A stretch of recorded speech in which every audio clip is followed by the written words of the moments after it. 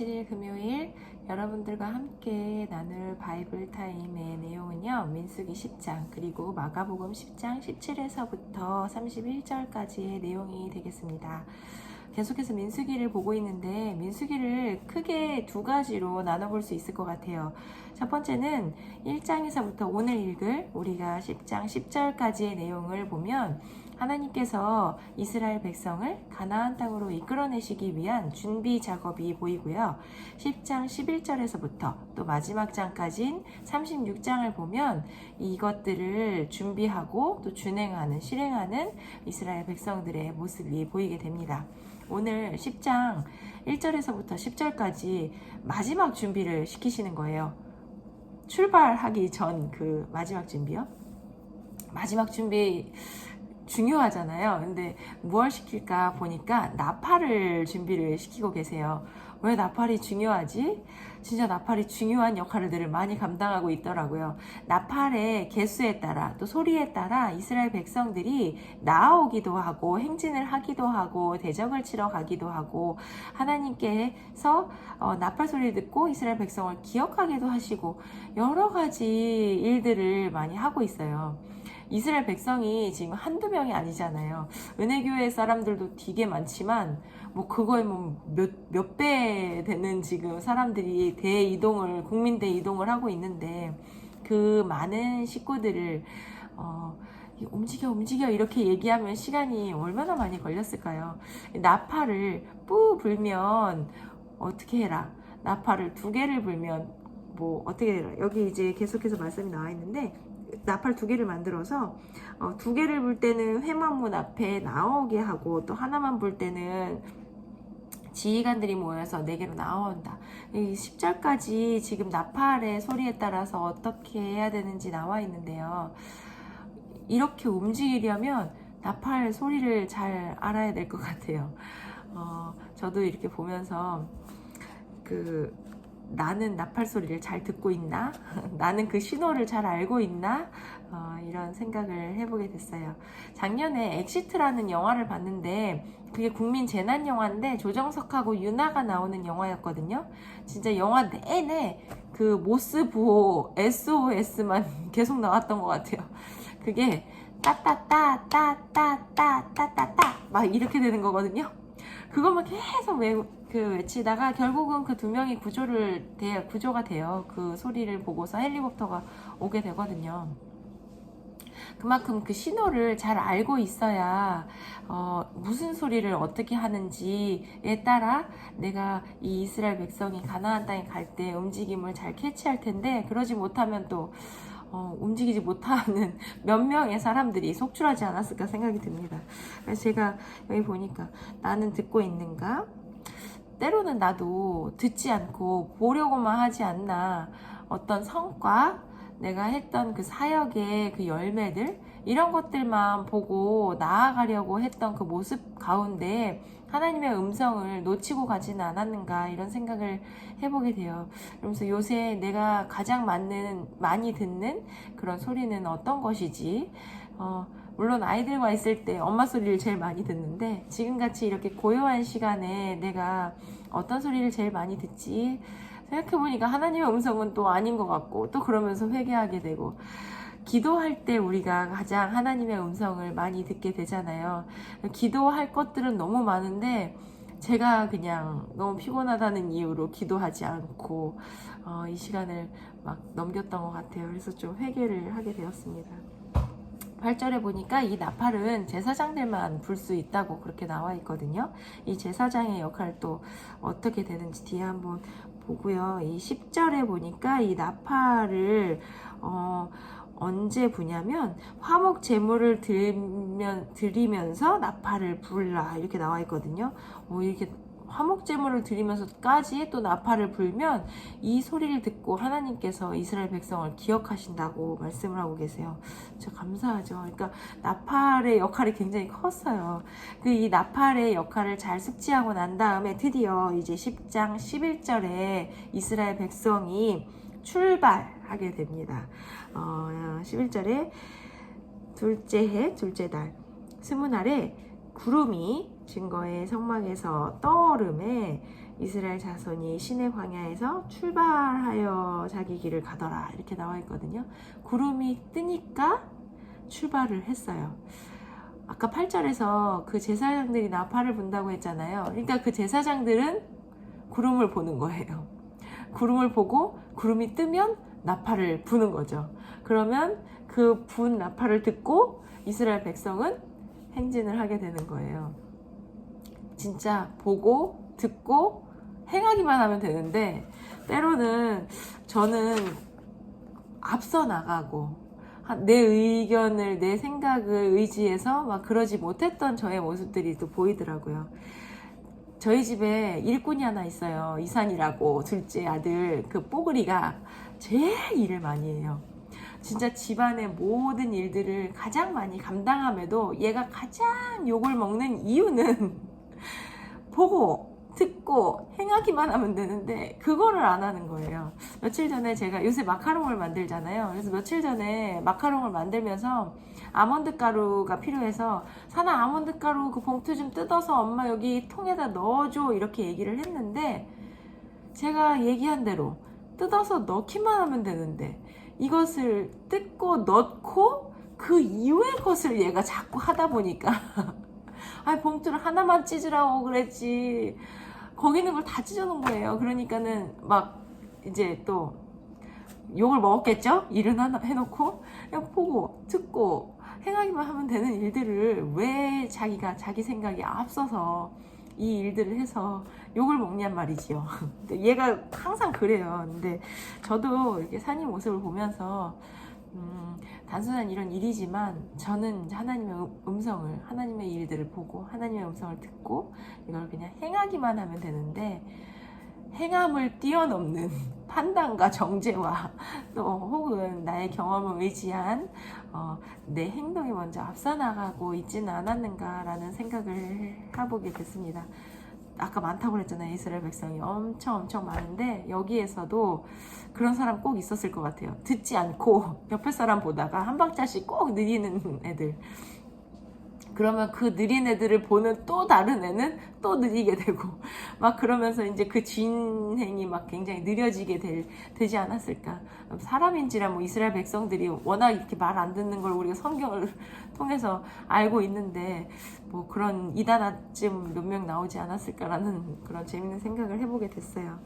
저도 진짜 오늘 그 인도자를 바라보고 인도자가 내는 그 나팔 소리를 듣고 행동하고 있는지 아니면 내가 먼저 그 구름을 보고 그냥 일어나서 막 가고 있지는 않았는지 목사님께서 예배 때 우리에게 허락하신 그 하나님께서 주신 그 말씀을 통해서 우리가 또 깨닫고 행동을 해야 되는데 때로는 그것을 뛰어넘고 목사님의 말씀 따윈 필요 없어 막 이러면서 나 혼자 하나님의 말씀을 들으면 되지 막 이렇게 하면서 그냥 막 행동에 하지 않았는가 그런 교만했던 모습들 겸손하지 못했던 모습들이 있지 않았는가 이런 생각을 또 해보게 됩니다. 우리가 은혜대학 청년부라는 이 아름다운 공동체에 속해 있는데 우리 사랑하는 또 김홍근 목사님, 변재령 목사님을 또 중심으로 사역자들, 또 간사님들 이 사역자들을 통해서 허락하신 그 말씀을 우리가 잘 순종할 때 하나님께서 이 귀한 일들을 해내 가실 거라는 생각이 들어요. 그래서 이렇게 이스라엘 백성이 가나안 땅으로 가는 것처럼 우리도 그 가나안을 향해서 가게 되는 거죠. 여기 13절에서부터 이 뒤에 모습을 보니까 이 가나안 땅에 들어가는 이스라엘 백성들의 모습이 흡사 군대의 모습 같다는 생각이 들어요. 군대의 진영같이 이렇게 막 가고 있잖아요. 그냥 이스라엘 백성들인데 근데 이렇게 보니까 진짜 우린 다 주님의 군사잖아요. 가나안 땅에 들어가는 이스라엘 백성의 모습이 그냥 이스라엘 백성의 모습이었다면 들어가는 그 과정 가운데 하나님께서 어떤 군사의 모습으로 변화시켜 주신 것이 아닌가라는 생각이 들어요. 저도 세상에 살 때는 그냥 세상 모습 그대로 너무나 재미나고 천진난만하게 살았지만 하나님 주님의 자녀가 되어서 주님의 자녀로 살아갈 때는 하나님의 군사로 살아가야 된다는 생각을 참 많이 느끼게 되는 요즘입니다. 진짜 그냥 눈을 그러니까 정신을 딴 데 팔고 있으면 그 사단이 늘 진짜 뭐 먹이를 찾는 그 사자처럼 돌아다닌다고 그러는 말씀처럼 진짜 그러는 것들이 많이 그런 상황들이 많이 벌어지거든요.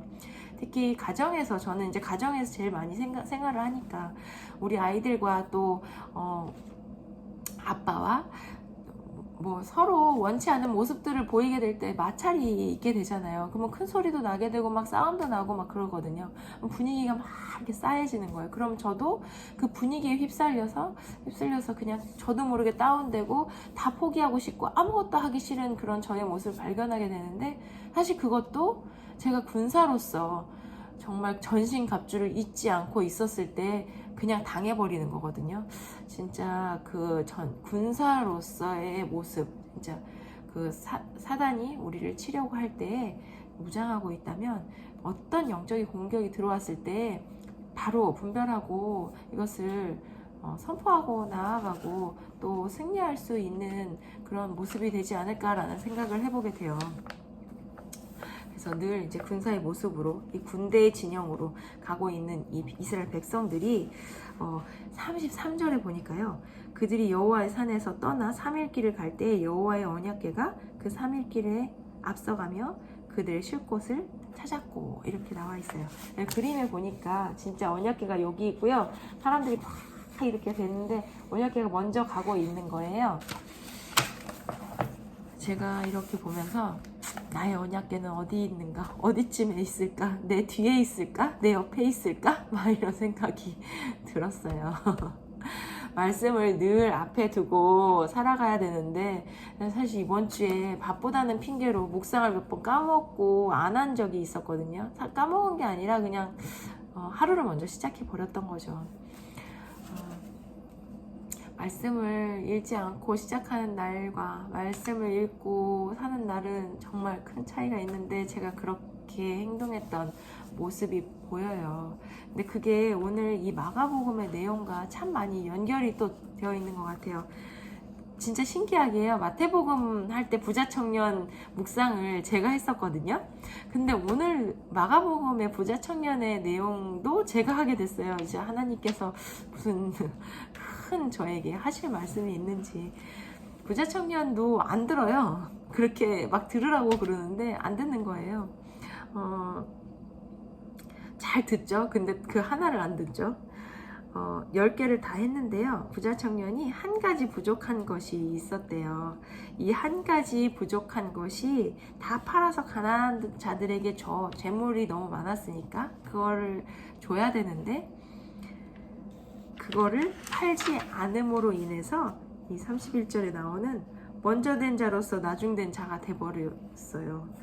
그러면 이 나중된 자로서 먼저 될 자가 어떻게 하면 될 수 있을까 보니까, 그 한 가지 29절에 나와 복음을 위하여 집이나 형제나 자매나 어머니나 아버지나 자식이나 전토를 벌인 자, 그 한 가지가 나에게 가장 큰 소중한 것인데, 그 큰 소중한 것을 예수 그리스도와 복음을 위해 버릴 때 나중된 자로서 먼저 될 자라고 얘기하시고 계시거든요.